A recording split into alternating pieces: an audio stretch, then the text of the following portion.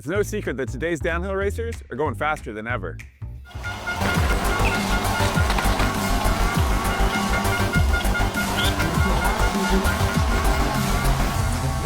And to reach the top step of the podium, they're constantly pushing the limits. But let's be real, sometimes pushing the limits means crashing. Race teams spend a ton of time squeezing out every bit of performance they can from their bikes and their riders. But how much attention goes into the gear that keeps them safe when things go sideways? Well, I've flown all the way here to Stockholm, Sweden to find out.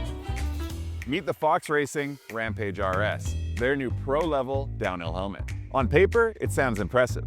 RS stands for race spec, and it includes something called the Mips Integra split system, which allows Fox to optimize the helmet's performance by doing things like tuning foam densities for high and low speed impacts, increasing ventilation, and improving fit overall. Now I know what some of those words mean, but not a lot of them. So I want to learn more about this tech and how it helps riders in a crash. So I'm heading to the Mips Global Test Facility to get a closer look, ask a few questions, and figure out what terms like dual density and low friction layer actually mean. Wait, this isn't it. So we've come here to Mips just outside of Stockholm, and this is where it all happens. Okay, wow, this is a lot of helmets, but I'm guessing things didn't start like this. No, we didn't. It actually started with a frustrated neurosurgeon coming to a technical university here in Stockholm, Sweden, where he met up with two other guys, engineers, who started looking at what we can do with helmets and helmet safety. Okay, so a neurosurgeon, a fellow with a PhD, and another, what I would call a genius, walk into a bar, and then they create something to address rotational impact? Yes. Okay, how does that come together? So they started to look into what's actually happening inside the brain and why does the brain get injured. And it was shown that we are more sensitive to rotation than to straight impacts. Engineers who started looking at a small toy here. Okay, and perfect. Because I'm about 5 years old mentally. This is very helpful. Yeah, this is really good. So imagine this is your head and brain. So the outer glass is your skull bone and your brain is the fluid inside. So if I hit a wall on a straight impact, not much happens. But as soon as I get a rotation, the snowflake starts swirling around. More or less, your brain is like a fluid or a gel in its consistency. So we are really sensitive to rotation. But I'm guessing, you know, over 20 years ago, Mips didn't look like it does today in these helmets. How did it kind of get to where it is? So we started out by just putting a slip plane technology between the outer shell and the energy absorbing liner. Okay. But today we're more customizing the helmets. Fox, for example, have Mips in all their helmets, and they have different solutions in different helmets. And we customize the solution that is best for each and every helmet. So we are here at the Mips global headquarters, where you guys do a whole bunch of stuff, including development and testing, yeah? Yeah, we do development, we do customizing to helmets, and we do a bunch of testing, making sure that all the products are working as intended. Can I go see that stuff, or is it secret? No, we can go and see it, and you can meet Amy, who's responsible for the Integra split solution that we're using in the Fox helmet. Okay, so you're gonna let me loose in the facility? No problem. Okay, perfect. Thank you for your time, good sir. No problem. Nice to meet you. So Amy, other than destroying me at foosball, you actually designed the Integra split system here. Yeah, I did. Like right here? Well, not right here, but in one of the test labs back around the corner. Can we go see that? Sure. Maybe after this game? After this game, and down, yes! I'll get you back. Amy, I can see that this is the new Integra split system, but it's entirely too small. What the heck is this thing? It's basically just like a functioning model. During the development process, it's a lot of brain work, really. And then it's just sitting down with a CAD and really trying to figure out what's going to work.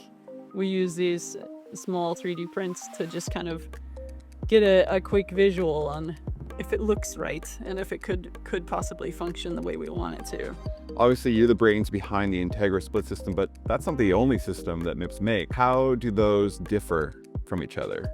Yeah, it's really based on the amount of integration into the helmet. A lot of the systems work with the inner surface of the helmet to create a sliding layer. The other solutions get more and more integrated into the helmet. And so when you're working with different brands like Fox, are you talking to them along the way when you're developing these systems and kind of getting their feedback and rider feedback and stuff like that? Yeah, definitely. And the more integrated the solution, the more we really need to have a talk with the brands and really work with them from the get-go. We've done thousands of helmets now, so we've got a lot of knowledge on how a helmet's going to perform and how it should be designed so it maximizes the possibilities of reducing that rotational motion. Can you tell me how Integra Split is different from another Mips solution? We've kind of offset that sliding surface, so it's not right next to the head anymore. It's integrated into the helmet.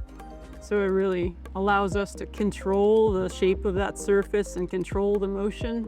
You can kind of co-develop it with the helmet manufacturer to create one solid unit as opposed to them bringing you a helmet and you putting the solution into it. Exactly. Okay, I think I'm starting to understand here. You also mentioned these things called woofers, which is what I call cute little puppies. It's an elastic connector, so it connects the interior movable parts to the external layer in the helmet in the split system. And that's also your guys' proprietary parts. Yeah, developed in-house. It took maybe close to 20 iterations to really define how it should be designed. So it's nice and robust, but it really performs the way we want it to. Okay. So you can do all the development here, but you can also test the product and replicate like real world scenarios, meaning crashes here as well. Where does that happen? Yeah, most of it happens in the lab. Okay. Huh? And I can go see that as well? Definitely. And I can go break some helmets? Sure. Perfect. Amy, thank you so much. Thanks. I'm gonna go break some helmets. All right. Wow, look at all this. Oh, dear God.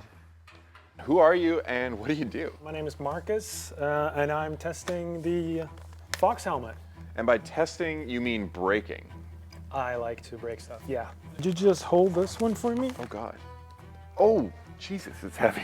What is this? It's an hybrid 3 dummy head form, basically the size of a human head, 58 centimeter.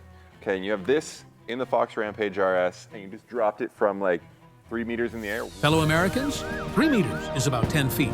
This was your friendly conversion service expert. Now back to regular programming.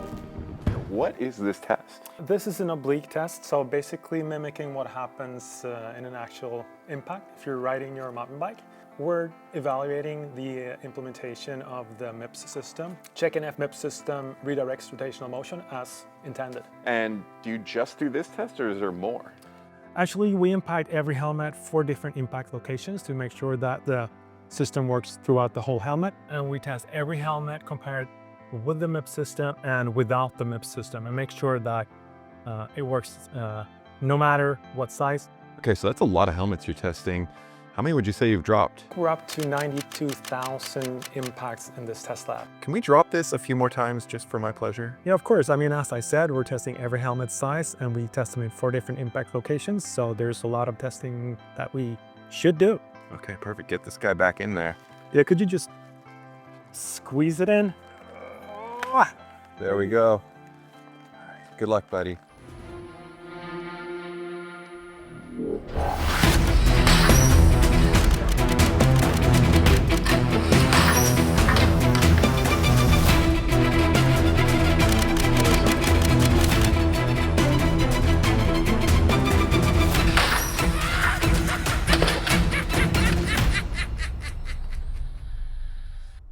After I watched Marcus needlessly drop a helmet dozens of times, I made my way back to Stockholm to reflect on all I learned. And to get some meatballs. There's a lot that goes into designing a mountain bike helmet, and quite honestly, most of it still goes over my head. What I do know is that Mips is pushing helmet safety forward by tackling the issue of rotational motion, one of the most common causes of concussions and brain injuries. But that's just part of the story here. And this is where Fox comes in. Helmets have to meet a long list of safety standards before they can even hit the market. And that's a whole other video. But through testing, rider feedback, and R&D, Fox and Mips have teamed up to create the Rampage RS. This helmet not only meets downhill standards, it exceeds them. And the result is a helmet that's built to protect both pro riders and everyday riders, like you and me. I'm gonna flat pack myself back to Canada, maybe after some more meatballs. Ah, the meatball store, perfect.